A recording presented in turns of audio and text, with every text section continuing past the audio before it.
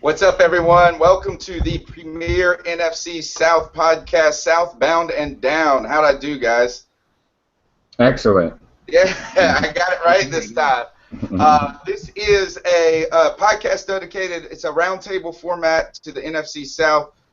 We've got all the main teams of the NFC South represented, and we will talk for the Tampa Bay Buccaneers. We will be their mouthpiece for them. Welcome, guys, tonight. Joey, fellow Panther fan, introduce yourself. The freaking Puerto Rican, also known as Joey Riolano. The freaking Puerto Rican is not my given name.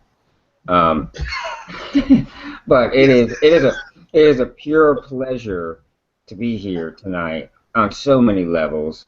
I have been waiting for this moment since the final second ticked off the clock at the game Tony and I was at this past Sunday. We went and saw the Lions get punked in Charlotte. So I've been looking forward to this. The show is going to be fun. We're going to have a lot of fun tonight. And also we're going to provide some really good insight to what happened this past week and what's coming up this Sunday. And Thursday, for that matter. Greg, say hello. Hello, everybody. I'm Greg Barber, football.com writer for the New Orleans Saints. Also, basically you can contact me at IntenseGB. I'm right there on Twitter all the time. Feel free to talk to me, football, wrestling, whatever. Anyway, but I'll be speaking for the New Orleans Saints and the Tampa Bay Buccaneers. Actually, since I actually live in Tampa, so I have to, You get us that the inside tip. You can give us the inside tip. A little bit. So that nobody goes inside. Right, nobody goes inside the stadium. Scott, say hello. Hello, I'm Scott Karasik. I write for Bleacher Report about the Falcons. I also write for Draft Falcons, run the site as the managing editor there. All right, guys, let's go ahead and jump in right into the first segment of Southbound and Down, and we call it the Fuel Up. We're going to talk about the top stories for each team. Let me see if this works, guys. Hold on. Oh, nice. I like it. Hold on, there's more. All right. Okay, so we are fueling up and going to Charlotte tonight. And Joey, I'm going to go ahead and say the top story of tonight, in my opinion, goes a little something like this right here. All right, let me get this right. You stopping everybody. I'm sorry. Detroit come in there and they handling business on you. An offense that, it's going to be okay this year, but it's not going to be an offense that scores 20 points every week. What? Okay. We all know what we said last week. We don't have to have play-by-play. Come on. At this point, you're just wasting my time. All right. Okay. I was hoping, could you see it on the screen? No. We can see it. You can hear it. Okay. We heard enough. Okay. Guys. You want me to just say it now? I was wrong? It's okay. I readily admit I was wrong. I'm really surprised at how easily you're able to say that, Scott. I really am, because you just don't seem like the type of person that is able to apologize easily. Man, I went to the Citadel. We taught accountability the minute we got there. Yeah. You fuck up, you admit it. That simple. Okay. I think that there's really nothing to apologize for because the Panthers just made the statement, guys, on Sunday. On defense, they did. I thought this. I was going to do my whiteboard sign as say something like 21 was impressed, 17 was very impressed, and 7 has to be super impressed, guys. Joey, how impressed were you about the Panthers win in Detroit, and what stood out to you about that game the most? And then we'll get Scott and Greg in there on their opinions on the game. I was very impressed with the Panthers. I mean, even myself, I thought we would win, but I thought it would be close. I thought the Lions would be more competitive. The biggest thing that stood out to me was how well our defense played without Greg Hardy. That was the biggest thing for me. And I think it just goes to show what we've been saying since the start of the preseason, that this team is for real. This team is not a joke. This team is legitimate. Yeah, I mean, it was a good game. I mean, the defense was. I mean, they allowed 7. Calvin Johnson helped us by dropping a pass in the end zone. Sure. And they missed a field goal. So you're really talking 17. Really, what I was essentially suggesting. Let me put my earbuds in. I feel like I can hear the echo now. So 17 points probably is what they should have scored. We still would have won, so I think it was a good effort. Greg and Scott, what did you guys think about that game? Scott, you can go first since Joey picked on you about making you apologize. Well, I was right about Melvin White being your best corner. Put it that way. He's good. Yeah. He limited all day. He jumped a pass. He's a ball hawk. I like Melvin White as a right cornerback. There's few that are better. There's very few that are better. Wow. I mean, he's undrafted free agent, so I mean, I call it the Tony Romo effect. Is like the dude is automatically playing better than he ever should have when he plays. Let's use the more comparable player, a Brent Grimes effect. Okay. I'll accept that. Somebody's volume I can hear it real well in the reverb. But Greg, what did you think about the game? When I didn't get to see the game myself, but I've been twice on the floor and all that. I mean, you went in and you handled business. I can't even argue with that. Yes, as Scott said, I'm wrong. I was wrong too about that game. But I think the question to me is, does that say more for Carolina? Does that say, does that say how good Carolina is or how bad Detroit actually is? You know what I'm saying?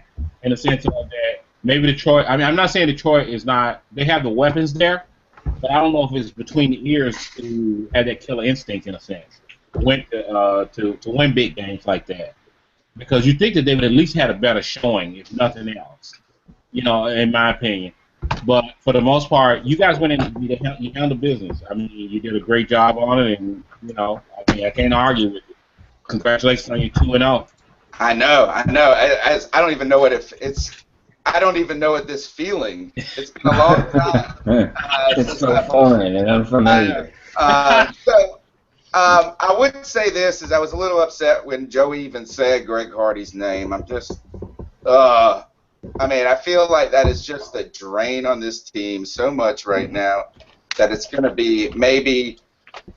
I hope it's not a problem moving forward. It would be nice if he could have not messed with them partying that hard that night. Imagine how good we'd be. I was really impressed with Cam Newton, I think. I think that's what I really liked out of this is that Cam Newton, first game back, played pretty well. I mean, not pretty well. He played well.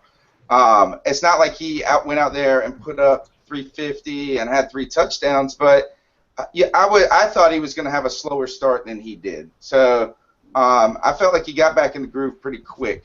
So I don't even know who to talk about next, Joey, in the top story. I'll let you pick it. Who you want to talk about, Saints or Falcons? Well, really, for me, the top story is Greg Hardy. The fact that he was put on the we took a voluntary leave.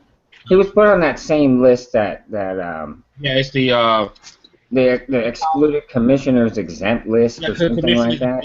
That's it, commissioner exempt. He still get paid. Right, but he can't business from now on. At this point, he just try to get his legal issues straight. Squared away, exactly. Yeah. And it kind of bothers me, I'm not condoning any physical action against a female unless you're getting jiggy with it. You know what I'm saying? That's okay. But what I'm saying is you can't put your hands on a female out of anger, and we don't know exactly what did you transpired that night. Did you hear the 911 call? Yes, which was Greg Hardy. Well, no, not from Greg Hardy. I'm talking from the neighbor.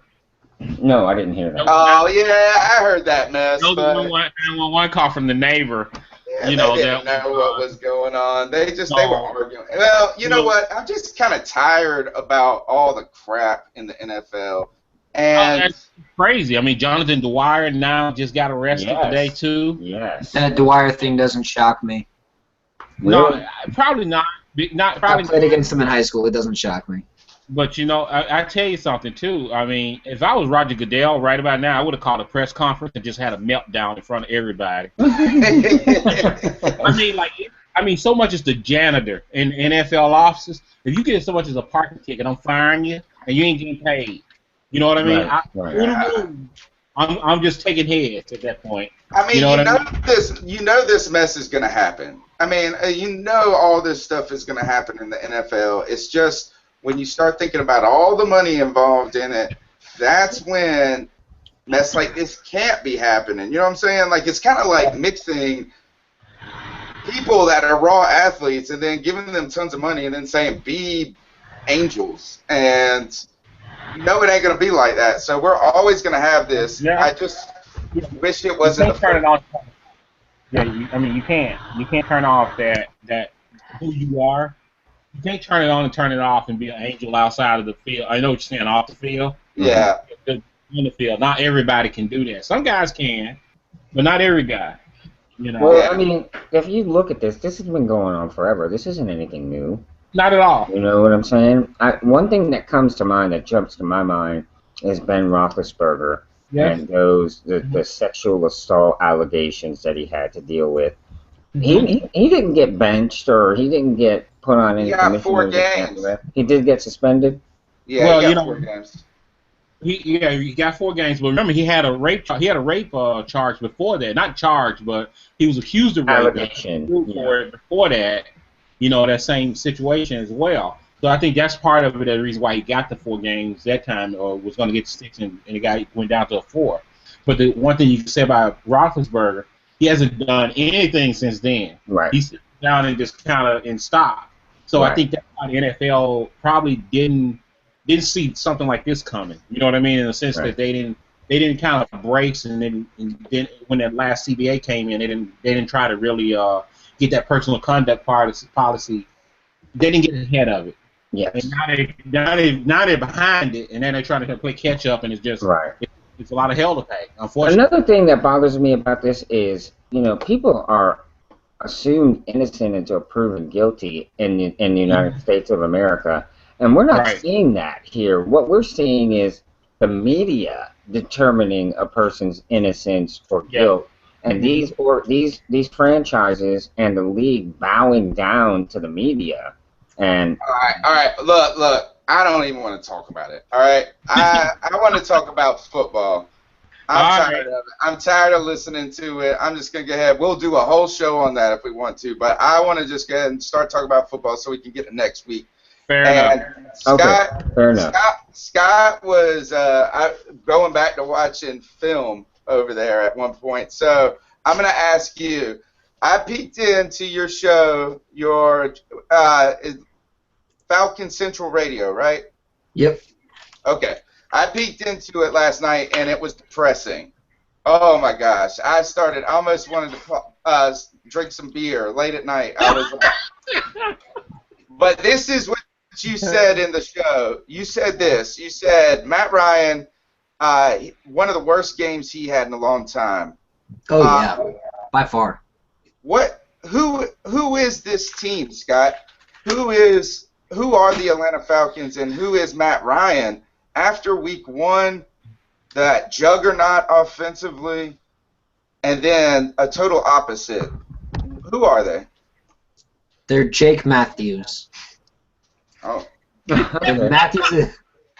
If Matthews is healthy, they are offensive juggernaut. They look amazing. They can stop pass rushers all day. Matt Ryan can have all day to throw. He'll get hit once all game. That's them if he's healthy. One guy? One guy who's playing a position that Atlanta hasn't had a good one of since 1998 Bob Whitfield. That's going way back, dude. Oh, That's yeah. way back. That's way back. Yeah, man. Bob Whitfield and Ephraim Salam were the offensive tackles for the Atlanta Falcons. I remember those days. Let me ask And you this offensive line's better than that when Jake Matthews is healthy. He's already the best left tackle the Falcons have had since Bob Whitfield. I do want to ask you this, and I'm going to put you on the spot here. The Saints pass rush greater than, equal to, or less than the Bengals pass rush? I'd say equal to. Okay. I'd say equal to, because you got Cameron Jordan and Junior Gillette, and you got some big old fat bodies in the middle that just eat up space and cause terror that Justin Blaylock was honestly doing decent with. And then the Bengals, they had a very injured Geno Atkins, and then Carlos Dunlap was just destroying. He was everywhere, man. He was everywhere. The 8 pass blocks that he went against Levine Toilolo, he just ate on every one of them. And he was doing okay against Lamar Holmes, too. He had like four hurries and a hit against Lamar Holmes on 40-something pass blocks there. It was ridiculous. Yeah, he had a heck of a game. I don't care how good anybody is and how good of a game they had. You guys put up 6 points. You put up 37 or 34, whatever it was, in Put up 10 points, not 6 points. Oh, did you? Okay. So you got a touchdown? I didn't see Julio that. Jones got like an 18-yard touchdown, 20-yard touchdown, something like that. He's on my fantasy team. You should know that. Okay, But you might be losing every week. Yeah, I am right now because I got Adrian Peterson too, so I don't want to talk about him. But here's This the is thing. like the best year for my don't draft running backs strategy. Because I feel like every running back that I would have drafted in the first or second round It's got in arrested. jail. Exactly. Like every single running back that I would have drafted is in jail. It's like, best situation ever. Or they're injured like Jamal Charles. Right. Okay, all right, but let me. All right, so you say that it's the offensive line, that Matthews is this good, but y'all, they didn't even have AJ Green. How many points did they put up? Did I not say that the defense was awful last week? Yeah. I know, but like I don't know if the remedy just one. I mean, it seems crazy that just one player can cause. That big of a fall. The remedy is if the Falcons can sustain offense, they can keep their defense off the field. Mm-hmm. And the more that defense is off the field, the less that defense can screw up. Right. So if that defense is off the field, like 2010, they kept the defense off the field. Yeah. They led the league in time of possession. Yep. That should be the goal this year. Lead the league There's in time no of possession. adjustment that you can make, though. I mean, like, gosh, that was a I don't know. You don't I think think Mike playing Smith- Jonathan Babineau at 3, the right adjustment, instead of playing him at defensive end. You know, put a real defensive end out there, like, I don't know, Rashid Hageman, Malachi Goodman, Jonathan Massaquoi. You know, someone that you drafted and have been developing. That would make sense. But we're talking Mike Smith here. Mike Smith's an idiot. Right. And I was just getting ready to say 2 things. I was getting ready to say, do you think that Mike Smith went to the team and said, look, the longer we can keep the defense off the field, the less chance they have of screwing up. And then I wanted to say... They should. They should say it to the entire team so the defense can feel like they got their mouth smacked in. And the offense can feel like, oh, man, it's on us. Who said that, Joey? Scott said it, but I said I wondered if the head coach, Mike Smith, went to the team and said that to the team. All right. The other thing I wanted to ask you, Scott, because you kind of mentioned it. You just mentioned it there. I read your Bleacher Report article. You talked about moving Babineau and bringing in Massaquoi and Hageman and even bringing back Ron Edwards, you had suggested in that article. What I want to ask you is, exactly how many words was that article? It must have been 4,000 words. I kid you not. It was 1,800 words and a lot of pictures and diagrams and videos and I mean, Like, you really. stats. I could tell you were feeling very passionate about when you were writing that. Let's call it what it is. I was pissed off. Yes, you were. Yes, you were. I was pissed the hell off because I could design a better pass rush scheme than Mike Nolan with the players he's got. First of all, don't play your best 3 technique at defensive end. Don't play your best 6 technique defensive end at 3 technique. It's backwards. It's backwards. Yes. They put Tyson Jackson at left end.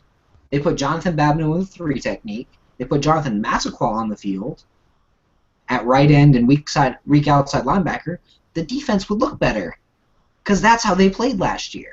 That was the scheme they used last year. And you're not so a fan of play Bierman. with the scheme last year. You're not dude, a fan Bierman of sucks. You're not a fan of Bierman sucks. All right, I want to ask Greg a question about this Falcons game. Okay. What does this tell us about your 0-2 Saints? Beat twice now, once by the Browns and another by the Falcons, by a Falcons team that Scott described last night as awful. I described the defense as awful. Well, I mean, the offense has potential if they're not throwing 3 picks. Right. Yeah. But what does that tell you about the Saints, that they struggled that much? For me personally, the way I look at it is like this. Okay, we got the number 3 ranked offense in the league. We got the number 30th defense ranked in the league. That tells you everything right there why they're 0-2, because they're giving up way more than what they're scoring. I think they're averaging 29 points a game. They're scoring. I mean, they're giving up 31 points a game. So they lost 2 games by really about a total of they lost 1 by 3 and 1 by 2 points in those 2 games. So you got 2 offenses. Basically, you got a defense that gave up way more points than they should have. The talent's there, but they're just not playing well. It's a defense that should have never let Jonathan Abraham go. You know, so I mean, for me, Probably true. Yeah, I kind of agree with you. I was surprised when that happened too. When they did do that, I was surprised by that one myself. But I mean, overall for the Saints, I mean, the only thing I can really say, I'm not going to argue too much with the offense. You know what I mean at all. Right. I mean, you got everything. I mean, 6 passing, 5th rushing, it's all there. But it's their defense right now. They got to get their head screwed on. It's just simple as that. I mean, one of them is Patrick Robinson. I mean, he's been a whipping boy for this whole thing. But he gave up two or three major plays in that game against Cleveland alone. That if he doesn't give those plays up, Cleveland doesn't win that game at all. They don't even come close to winning it.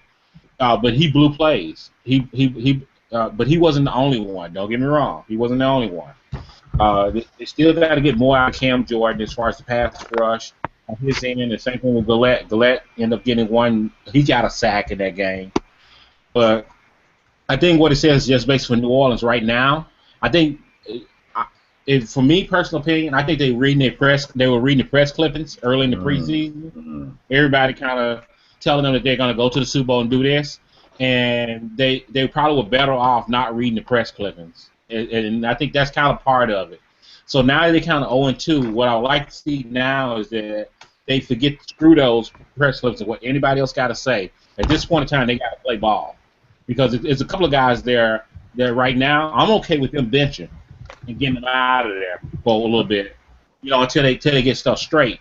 Patrick Robinson is one. He's one because I think it's time. I'm okay with going in with Baptiste, the rookie. Oh yeah. And putting him in the corner spot because you know what? If he screws up, I'm gonna be more tolerant of it because he's a rookie. You know what I'm saying? So if he bites on a double move or he gets beat a little bit here and there, I can live with that. But I can't live with that with Patrick Robinson when he got like 4 or 5 years under his belt. Right. And he should know this crap. He never should have been a first-round pick in the first place. I know. You're right. I didn't like the pick in the first place. I had a 5th-round grade on him, man. He was I didn't. And he went in the first?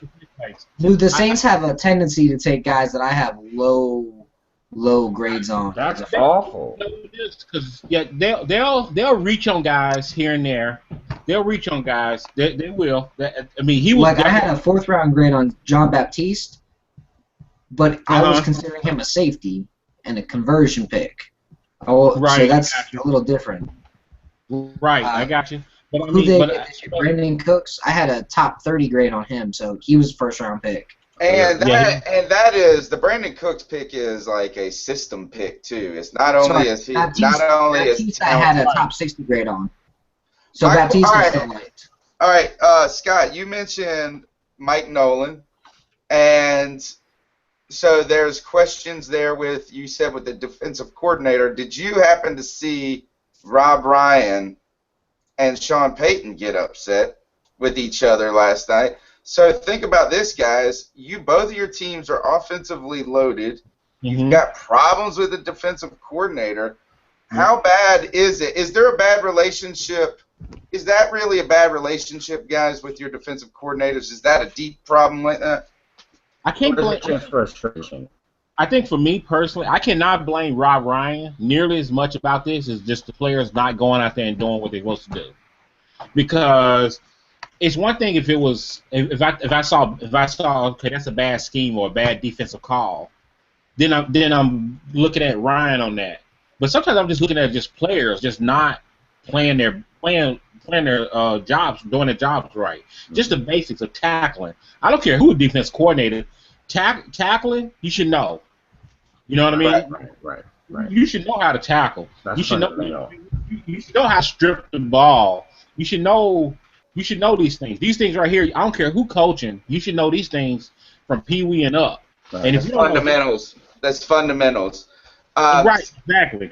And so Scott, I mean, that's what I'm not seeing. Right. Yeah, and you mentioned tackles last week. Scott, touch on a little bit with that Mike Nolan. Is there something deeper than just him having a bad game and a bad play calling, or are you guys? I mean, Mike Smith isn't like. I don't think the issue is that. I don't think the issue is that Mike Smith and Mike Nolan don't get along. I think they get along just fine, and I think that might be the problem. Could be. Because I think that they're both agreeing with, oh yeah, we should probably play Croy Bierman a lot. Poor Corey. I can't believe you're killing him. You are killing Corey. Dude, Croy Bierman sucks. He was good in 2012. Yeah. Then, dude, he is married to an awful woman. She's hilarious. I have not seen that. I have not seen that reality show, and I have no plans to doing it. She is built like a brick house. All right. We're getting away from. Big, fat, and busted. We're getting away from. Cruise control right now. I had an airplane sound effect, but I'm not even gonna mess with it.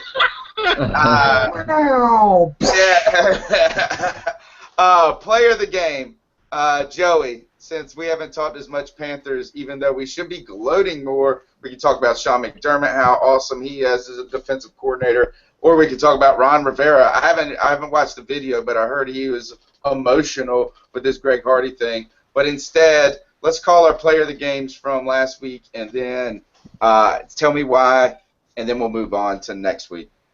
My player of the game is a bit of a surprise, I guess. Jason Avant, because he has great hands. Gotcha. Really, it's just because he showed up. You know, right. he was sort of missing in action. Oh Lord, nah. He flies. He soars like an eagle. I'll play. Don't make me play the song. No, please don't. Please don't. Don't play the song. But no, he showed up. He had a good game. I think he had 5 catches, a touchdown. So he made an appearance. Kelvin wasn't having a spectacular game. He had a few drops. Right, which was a good move. But I think I was glad to see Avant make an appearance, and he contributed. All right, Scott, tell us who the player of the game was in y'all's matchup. You might have to give me a week on this one. It could be a Bengal. You should pick a Bengal. In that case, Giovanni Bernard, because dude is the best running back in the league. Not named Shady McCoy. Not named Darren Sproles. Not named friggin' AP. There really isn't a good running back that's not suspended at this point. Right. Yeah. All right, that sounds depressing, and I think we're going to have another depressing one with Greg. Who's your player of the game? Actually, no. I got two guys that I would name that I thought showed up very well for New Orleans in this game. One was Jimmy Graham. Yes. Baseball was 10 catches, 118 yards. Huge. And then the other was Mark Ingram. You know what I mean? Because actually, he ended up breaking his hand. He's going to be out for about a month. But, I got to give him his props because, he's been much maligned over his whole career since he's been in the NFL. But he is running the damn ball. Simple as that. He's actually averaging like 100 yards a game. Yeah. I think he was averaging like 6 yards a carry in the game against Cleveland. A little bit on. I had my complaints a little bit on the strategy with the offensive strategy that Payton had, and I don't generally complain about what Sean Payton does, but I thought in that game he did not make an adjustment. I saw it, I could see it because as I was watching the Cleveland game, the first 4 possessions, they were running the ball better than they were passing it, but they were actually trying to throw too much to me, where they should have relied on the run a little bit more because it was effective. When if they were feeding Kyrie Robinson and Ingram in that game earlier, they probably would have scored, and they probably 9 out of 10 probably would have shortened that game a lot more. Mm-hmm. But they in those first 4 possessions, he was kind of bullheaded that he wanted to get that passing game going, and I get that, but I thought on that one Payton was a little too stubborn and I could see the running game was working, and he did not see it in time. When he started seeing it later in the game, he started relying on the running game, and they were doing fine. They actually were they were in that game. You guys have been running the ball good for the first 2 games. Right. We're number 6 in the league. Number 6 in the league, 150 yards a game. It's Unfortunately, you have a coach that we couldn't do that. Yeah. Well, you have a coach that doesn't like to run, so it doesn't matter how well you run. You have a coach that doesn't like to run, so you're never going to be a running team, even if you average 9 yards of carry. And really, by throwing the ball like that, you're playing to the strength of the Cleveland defense because they've got a good secondary. Kind of run his head in a brick wall on that one, and I kept seeing the run game. He'd hand it off to Ingram and be like, he'd get like 4 or 5 yards a run, and I'm like, why are you not doing that more? And I'm sitting there, seeing the first 4 possessions and then eventually I think he kind of realized, all right, I got to rely on this run a little more. Start doing that, start going to Graham a lot more, and then they actually started making some headway and actually, got a lead in the game. So it was just, I just hated. I just kept thinking those last 4 possessions, those four possessions there, that he probably could have done a lot more with if he had caught that a little sooner and was not as stubborn. And then, if the defense gave up 85 yards less, they actually played better, than they did against Atlanta. But 85 yards less, that's it right there. That's a win. I'm going to go ahead and just say my player of the game is going to be Cam Newton in our game, just because we put up, their defense isn't anything to be super intimidated by because the secondary is so atrocious. But with the defensive line of Detroit, they had 4 sacks, I think. They got after him. So I'm going to say Cam Newton, 24 points, good return, high passing percentage, put yards up, didn't throw a pick. So I'm cool with that. I'm very pleased with that performance. Let's go ahead and talk about next week's game, guys. Carolina's got the Steelers coming up. Easy win. Yeah, and it should be. It should be. If it's not, we're going to be upset. Are awful right now. They are. They really are. But I love some of the guys on the Steelers, like their brothers. But nah, man, they're awful. They're going to be ready to play this game though, because they are 0-2. Tomlin is going to have those boys ready. No, they beat the Browns, just like. No, they beat the Browns. But they I was about to say just like the Saints, but then I realized. Yeah, they did beat the Browns. the Saints ain't beat anybody yet. But they're coming off of a beatdown on Thursday night at the hands of the Ravens. Yeah. And guess what? Smack they're again. They're going to be coming off another beatdown on Sunday night. Like Carolina's still only going to score like 25 points, but sure. it'll be 25 nothing. That's what we do. Yeah. Because Carolina doesn't have high-powered and offense in the same sense. No, not at all. They don't. We don't have to, though. But we don't have to. Hold on. We have more offense than anybody expected. So we'll say that. And I'm going to go ahead and make my one thing. I'm just going to put one thing for everybody to kind of watch in the matchup, and then we got to do our picks and stuff. So for me, the one thing to watch with Carolina is to get our running game back on track. Oh, yeah, going. Not back on track, going. It hasn't been yet. Yeah, because it's 26. We're ranked 26 in the league for the running attack. But luckily, they're ranked 29th in the league, and they give up 5 yards a carry. So that's what their average is. And 177 yards a game. Wow. So, yes. That's the medicine we need. That is the medicine. Worse run defense than the Falcons. Yeah, Wow. they're terrible. So that's where I see this. And so, yeah, I can see it could be 20-3, it could be 20-9, something like that. But we'll talk about that pick. So that's my thing.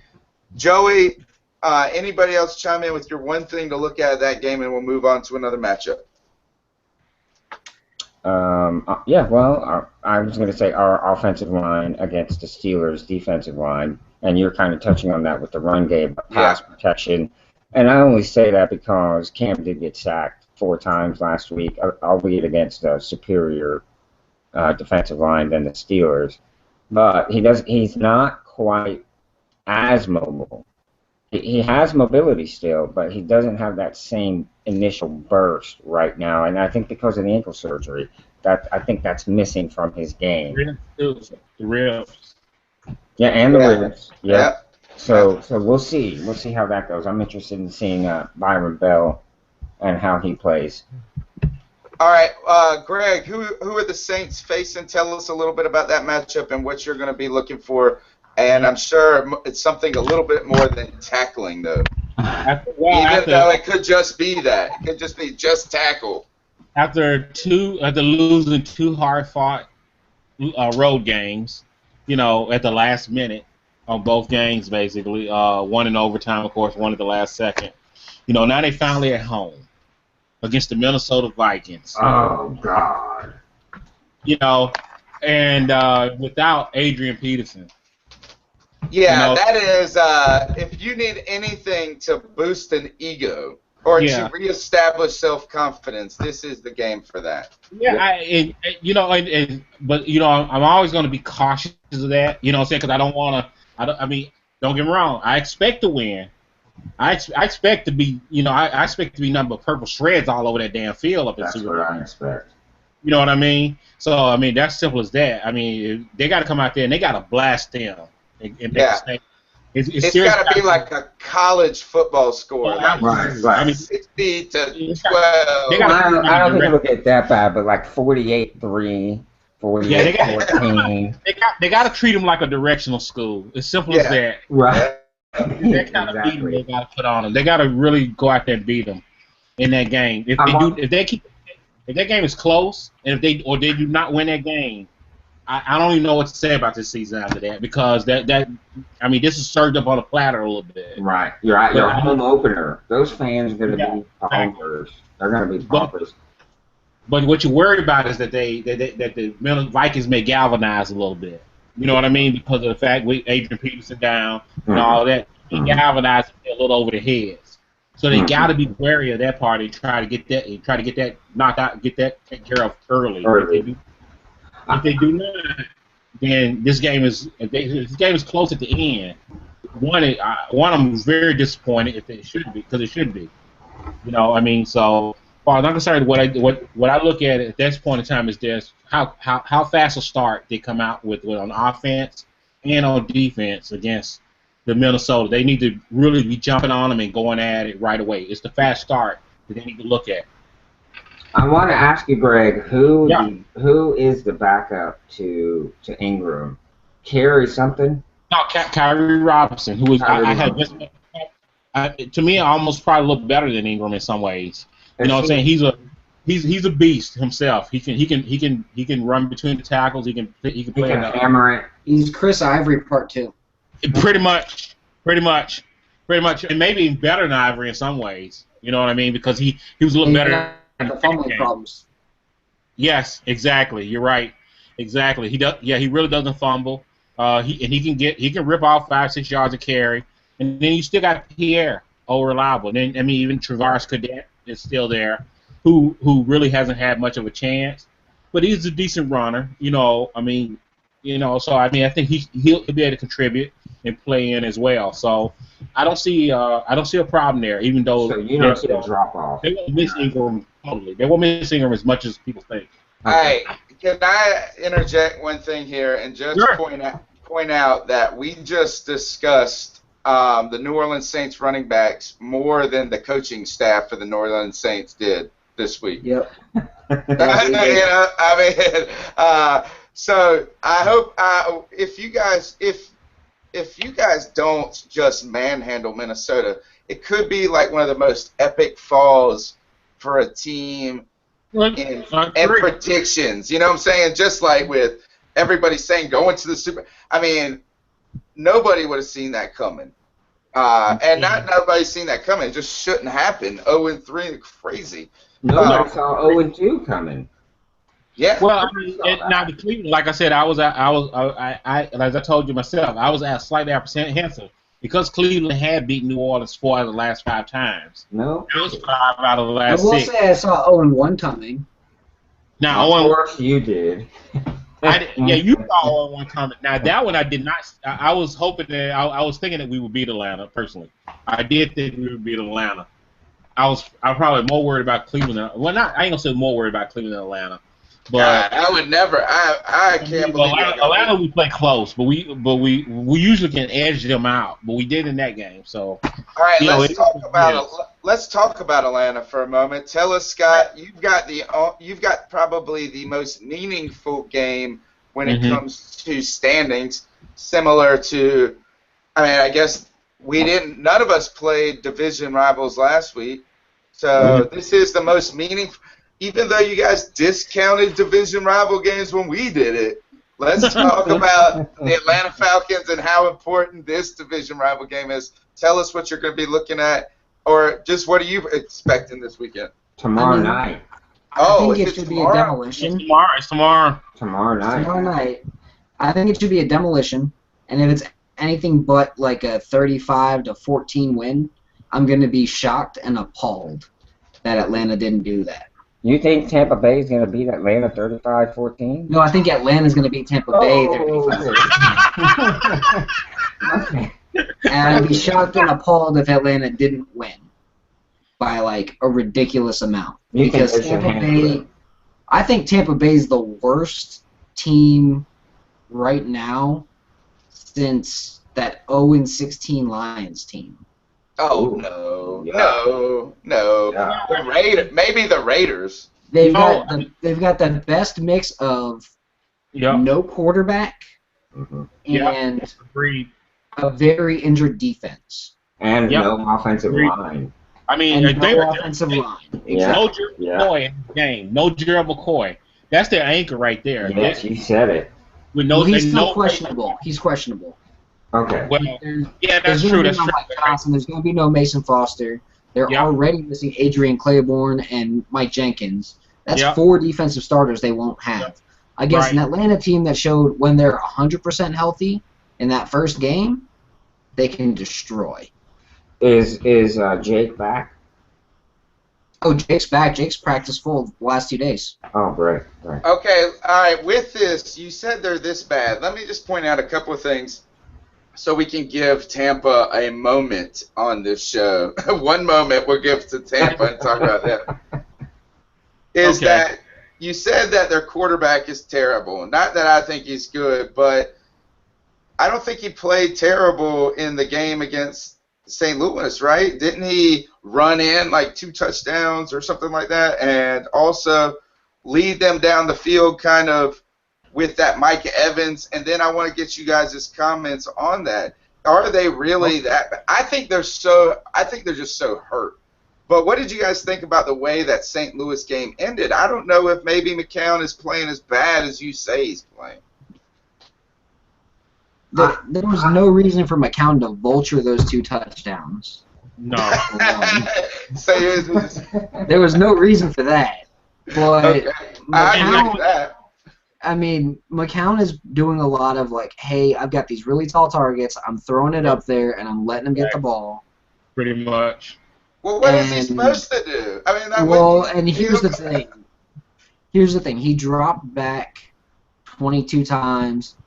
He only got sacked once, which was good, but he got hit on almost every drop back. Yeah. And the big reason why the Rams game was even close was because they couldn't stop Bobby Rainey. That's true. Rainey, well, how are you guys going to do any of this? Because you don't have a pass rush. Well, hopefully they realize that they should just put 7 in the box every play, because it's not like the Buccaneers have 8 wide receivers that are great. Right. Is Mike Evans going to play? As far as I know of, Why not? So I haven't heard anything different. What happened to him? I mean, was that fun? Doesn't that suck when somebody's really hurt and the game ends like that? But that was the rule. Yes, I mean, that is the rule. He got hit in the last second, and all he had to do was if he can with his win, even though he was without a win, he could have just lined up. All he had to do was line up so he could spike the ball for a quick second. He just had to get on their side of the line of scrimmage. That was it. That's all he had to do. He had to line up and just let him spike the ball. Then he could have got off the field. You know what I mean? With a couple seconds left and been fine. I got a question about that. Could somebody? Is it okay to like hold him up and do that? And then B, if he would have done that, would you guys have been? Do you think it would have been the play dead? Did you guys see the play dead play? Yeah, I did. When the guy got blown up. Got blown up. That was funny. Oh, that was funny. The play dead play. But yeah, see, Mike Evans wasn't playing dead. No. That was like the dumbest play I've ever seen in my life. It was so weird. It was so weird. Okay, so Atlanta, we're talking an Atlanta blowout of Tampa, or else you're going to be pissed. I'm worried about this with that game, is that you should not lose. I don't think you guys are. But it's not. You don't have the things that hurt that team a lot, which is a pass rush, and that is the thing. Their biggest weakness on that side is that. I mean, if you get McCown time with those big dudes, how bad can he be? My view is just rotate Soliai and Peters and Hageman and Babineau inside, kick Tyson Jackson off the field, and just attack every play, and you'll get to him eventually. Yeah, you will, absolutely, because that line is not very strong right now, and it's no part of his talent, part of his chemistry, with them. They just, it's not very strong. So for McGowan, he has to really kind of come in and throw the ball pretty quickly, or he's gonna get killed. So this could be, like I said, I can see Atlanta getting a couple of sacks out of this game. You know what I mean? And feeling a little better about their pass rush when they get out of this one. They should get like 8. 8? Yeah, pretty much. I mean, they should. They should. But they're not going to, but they should, because the Buccaneers are that bad on the offensive line. Y'all ain't even you're going to get 3 sacks. You're going to get 3 sacks. They'll get 1 and be like, oh my God, we've got a pass rush. How many sacks do you have to this point in the season? Atlanta has 0 sacks and 1 quarterback hit through 2 games. Oh, God. Y'all, you're going to get beat. At least the Saints got 2 sacks. At least the Saints got 2 sacks. Wow. Gosh, y'all are going to get beat if you can't get a hit on the quarterback. But we've got the league tackling leader. I mean, of course you do, and he plays safety probably. No, he's our middle linebacker. But what's his name? Worlo's a beast. Worlo. Yeah, Worlo. He's a linebacker. I like Worlo. I mean, myself. I mean, got that Falcon stench on him, but he's actually pretty decent. Worlo is. He's a hard worker. He's kind of one of those effort guys to me, in my opinion. Okay. let me point out this Yeah. that Not a high-end linebacker, but he's an effort guy. He tries hard. He works hard, and he can play. You know what I mean? So I definitely got no issues with Warlock.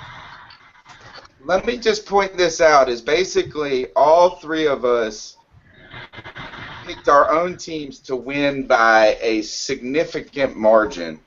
All right, all four of us. What's new To be about fair, I would pick the Carolina Panthers to destroy the Pittsburgh Steelers and the Saints to destroy the Minnesota Vikings too. Right. No, I agree. Okay. I agree. And what this is So it's got nothing to do with being a homer. It's No, I agree. I agree. This is actually, I was trying to segue to this point right here, is that given that we all are calling for those victories, and I think they're realistic. Like I don't think they are. There might be a little homer in them, but not the determining factor. What does that say about the state of the NFC South as a division? it's strong. I think so. I mean, I think we're a solid division. I really do. Outside of the Buccaneers, yeah. Pretty much. I mean, you got three. That's the weak link. I mean, let's be honest. Despite our records, we got three teams who really could, we can actually, all three of us can say we feel like we got enough talent and there's enough possibility in there that we can make the playoffs. It wouldn't shock me if all three teams had 10 wins by the end of the season. I agree. But it would always shock me too if they all went 8-8. So, Yeah. So, Same. you know. Same. And part of that is because I'm saying part of what I'm saying is division beat ups. You know what I'm saying? Because we also all four teams are so close to each other on division games. They can go either way every time. You know what I mean? Probably even more than any other division. All the games are close. All the games come down sometimes to one last play. So I mean, you could see. I mean, you think about Atlanta, New Orleans was a fantastic game. I can't even deny that. That was probably the best game of the week that week. But it also came down to a field goal in overtime to win that game. You know what I mean? And Tampa, Carolina was kind of tight at the end too, a little bit. You know, and you can see that. So you know, myself, I think South is a lot better of a division than what a lot of people give credit for. Joey, how do you feel about this? I think we are one of the stronger divisions. I think part of that is because, as I'm sitting here thinking about it, I think our division has the closest proximity of teams to one another, where you have, the Falcons, you have Charlotte, Atlanta, Tampa, New Orleans. As far as geographically, they're the closest. So, the fans travel well. There are fans of other teams in each city because of that proximity. Yep. And the only one with closer is the AFC North and the NFC North. Right. Yeah, because the cities are Chicago, Green Bay, Minnesota. No, I think Detroit. I guess Detroit. Yeah. That would be they're pretty close. Yeah, and then like Ohio, Philadelphia, or not Ohio, Pittsburgh, and then Baltimore are all pretty close. Right. Yeah. So, But other than that map, like other than those two teams or those two divisions, the NFC South is an easy third. Yeah. So basically, what you're saying is that I have to worry a little bit about y'all egging my house for that video. Nah. I'm just kidding. Here's what I got to say about this is if I'm concerned about a team on this out of us, and I want to get Scott's opinion on this, I think that maybe Atlanta's the weakest team out of our three teams, out of Carolina, New Orleans, and Atlanta. And why I say that is because I just don't know really how good Matt Ryan is. Sometimes he looks really good, and then sometimes he looks terrible. Or not, I don't know if terrible is the right word. I mean, he's inconsistent to a certain degree. He should be like Aaron Rodgers level at this point if he's going to be that. And you got to worry about no pass rush and problems on the offensive line. So I think those weaknesses are. What do you think about that? Would you agree or do you disagree with that? I mean, I disagree with that. Outside of 4 throws this past week, he had a pretty spotless game. Outside of 2 throws against the Saints, he had a pretty spotless game. And that's the way most of his games are. Not every quarterback is going to have every single throw every single time.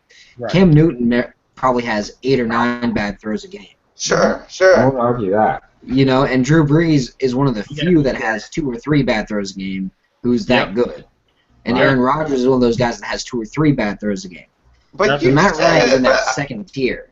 You said that he had an awful game, and now it's like he only missed 3 throws. No. Well, he had an awful game because he threw 3 interceptions because the 3 throws, 3 of the 4 throws that were bad, throws got picked off. Right. That's what made it an awful game. Yeah. Now, one thing I have. It wasn't even double coverage that he was throwing into. The passes just sailed on him, and George Iloka sat there like he was waiting for a punt. Yeah, I was talking about Matt Ryan because I saw Matt Ryan a lot at Boston College. A friend of mine happened to be a big Boston College fan. He lived up in the New England area, so we used to watch a lot of Boston College games together at work when he was working, living here in Florida. So I saw Matt Ryan during that time, and to myself, I always liked him. I mean, as a quarterback, I think he's a lot better quarterback than what people sometimes give him credit for. But sometimes they may overrate him too much at times. So, but I mean, to me, I think he's like right on the edge of being one of those sort of top elite quarterbacks. You know, I don't think he's middle of the pack, but I think he's closer to the top than people give him credit for. He's a top 10 quarterback. Yeah, I mean, without a doubt. He's just not a top 5 quarterback. Right. Exactly. He's like number 10. Yeah, but I look at him like number 8. Okay. 6 or 7, 8 in that range, right there, top 7, 8 in that range, in my opinion. You know what I mean? I can live with that because if you said if he was in the top 8, I can live with that with him. Would you say he's better or worse than Tony Romo? Way better. He's better than Tommy Romo. Okay, I mean he's got a better resume. Don't get me wrong, because I watch a lot of Dallas Cowboys football game myself, so I will say that. And I mean, Romo's a talented quarterback, and probably gets a little. Sometimes he does deserve some of the credit. I mean, some of the blame he gets, and then sometimes he gets way too much blame. But you put a little bit of pressure on Tony Romo, and he crumbles. Yeah. But you put a little bit of pressure on Matt Ryan, he'll stand in there and he'll still at least try and find something. Right. He'll take a hit. Ryan is not scared to take a hit. Ryan will stand tall in the pocket. Ryan looks like this tall dork. I'll give Ryan.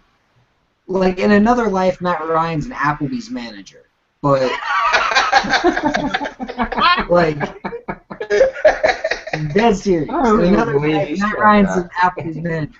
But I totally believe that. Maybe Fridays. Maybe Fridays. Yeah, maybe a Fridays manager. But in this life, he's a tough SOB who's not willing to take, or who's willing to take 80-something hits for his team in a year that they go 4-12. That's not really his fault that they're going 4-12 because you ask anybody, hey, your quarterback just threw for 4,500 yards and 28 touchdowns. How do you think your team did? Right. They're going to at least say 8-8. Right. Agreed. I mean, if 4,500 yards in a season, you almost think he made the playoffs, or pretty close. Yeah, you think 9-7, 10-6.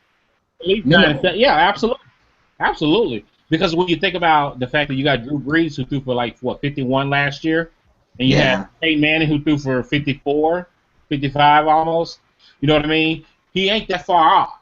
A few hundred yards. And the Falcons actually have a running game this year. Yeah, they do.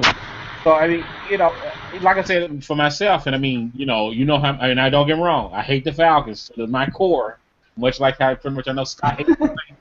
But if I'm stepping outside of that, I got to look at Matt Ryan as a quarterback. I give him a lot of respect, and I think he's hell of a lot better than what people give him credit for. Let's put it this way: I have no problem saying Drew Brees is the second best quarterback in the league. Yeah. And like I said, I would agree with that. I have no argument giving Matt Ryan his credit as good, that he's a lot better quarterback. I see a lot of qualities in him that he and I say number 1 is Roger. Yeah, I say number 1 I understand that. No. Cam is getting there. Don't get me wrong. Well, he is number. He is number one. He wears number one. Yeah, I love If he Cam. wears number 1, He'll be top 10. I He'll be wore top number 10. 9 in He's not top 10 Little yet. League. That doesn't mean that I was the 9th best pitcher. No, he's not a top 10 yet, but he's getting there. I think he still got things in his game he got to work on, without a doubt. I think he's just outside. He's just outside the top 10. Yeah, I think he's like 11. 11, 12, right around there. Yeah, like in that, like I put him right at 10. yeah. Is He's that's right there. And what we're talking the about top is the thirds. We're kind of talking about the top 3 quarterback, and then like 4 through 7, 4 through 6, and then Matt Ryan is like on that cusp of 7, 8, 9 kind of range, and then so that's kind of the scenario of that.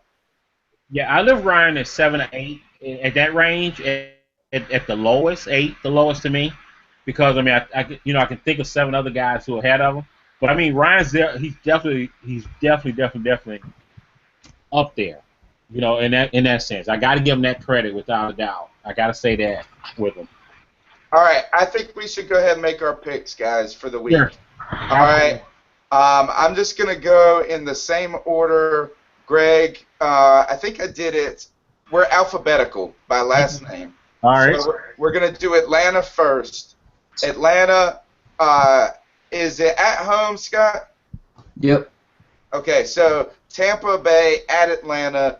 Atlanta win or lose? Win. No, Greg first. Greg first. Oh. I can't see how Tampa Bay wins that game. Okay. I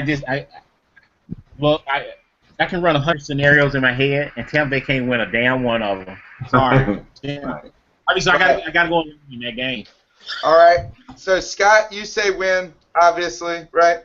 Yeah. Oh, yeah. By more than 21? I mean, don't handicap it or anything, but... I'm not. I was just asking.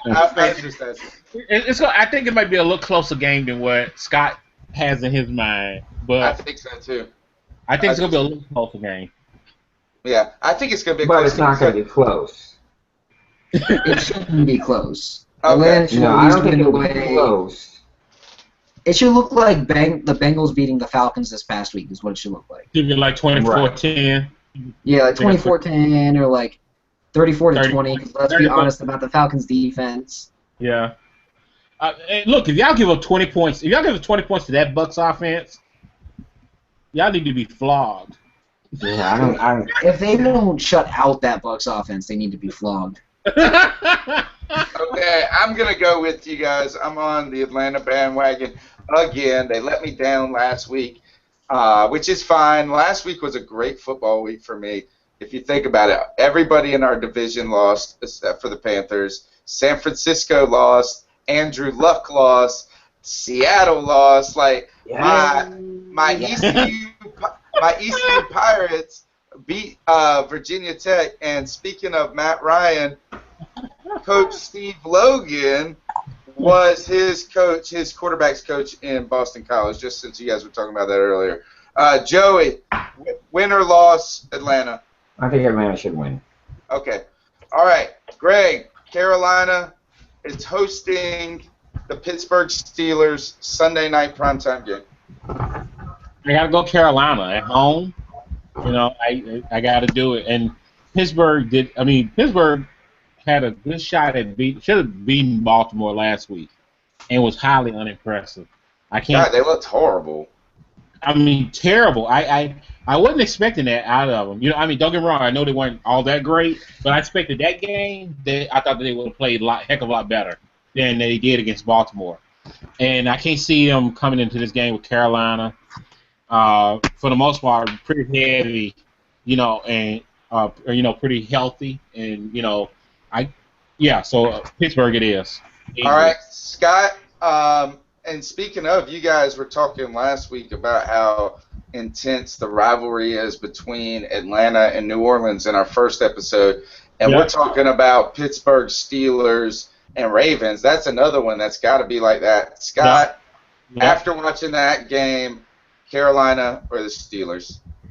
everything that Carolina does well, stop the run, get after the passer, run the ball, that's everything that Pittsburgh doesn't match up well against. Mm-hmm. They've got the third worst run defense in the league.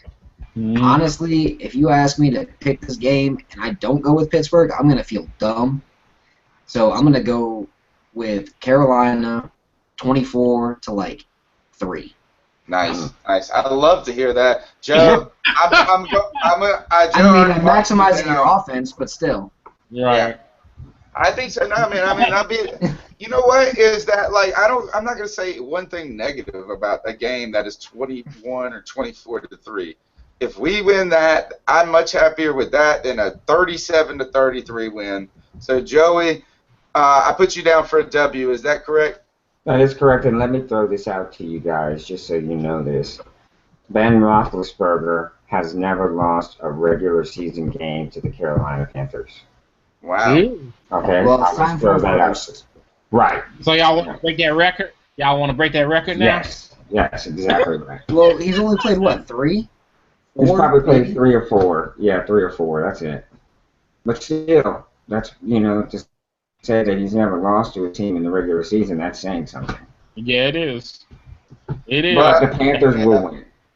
Yeah, I think we're going to blow up on the run game. Watch for Jonathan Stewart to have a big game and everybody in Carolina to go crazy about how he's healthy and how he's going to be back, and it's going to be double trouble, triple trouble, quad, whatever they call them now, the four horsemen, whatever. We're down with Fozzie Whitaker. I think Fozzie might be hurt.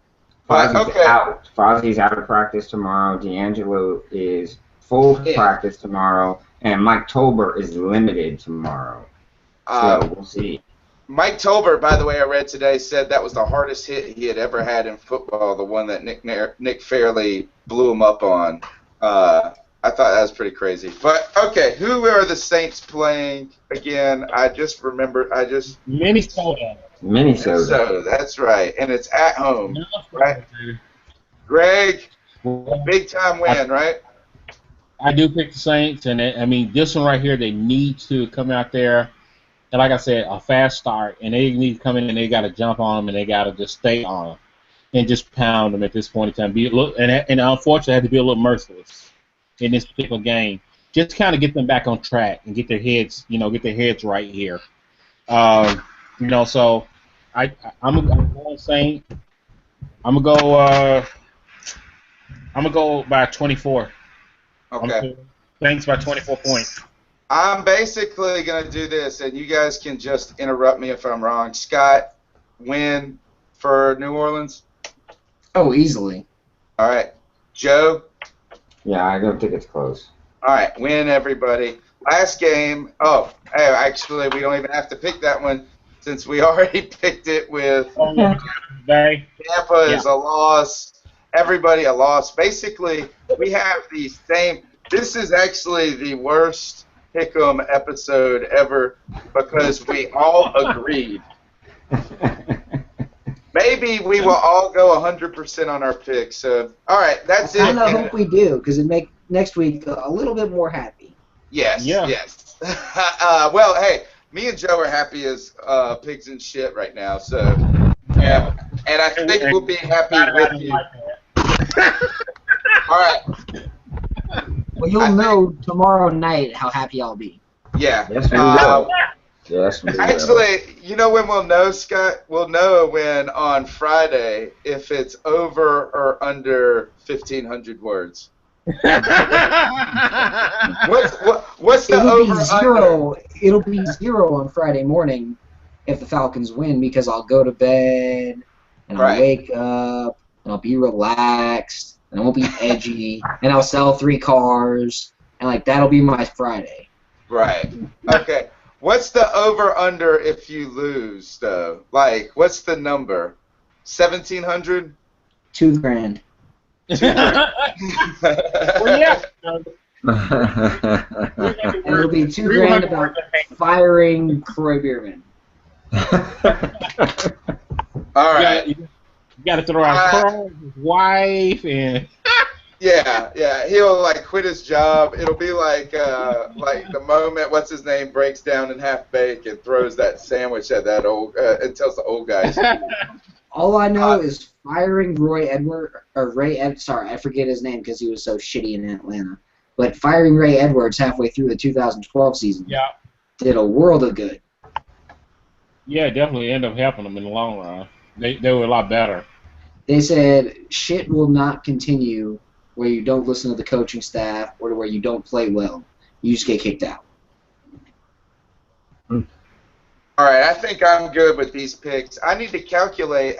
How about this? How many did we get last week? Greg, you won. You lost at Cincy. Lost Detroit.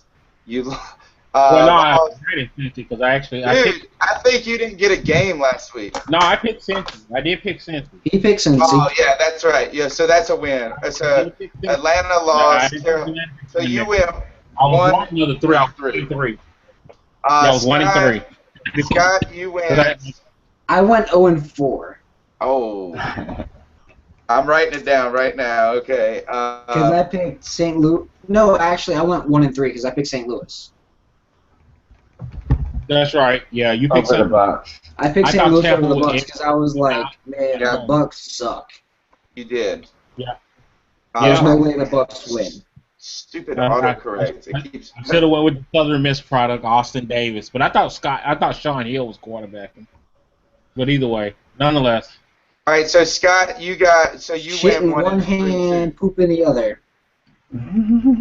So both of you guys went 1-3. Joey, we went. I picked Atlanta. I missed that game. I picked Carolina. I missed on New Orleans. I went 1-3. So Joey, you picked Atlanta to lose. You got that one right. You picked Carolina. You lost on Tampa and New Orleans. So Joey's in the lead with a don't handicap with us until after week 4. So yeah, I'll say after week 6. People listening to Southbound and Down.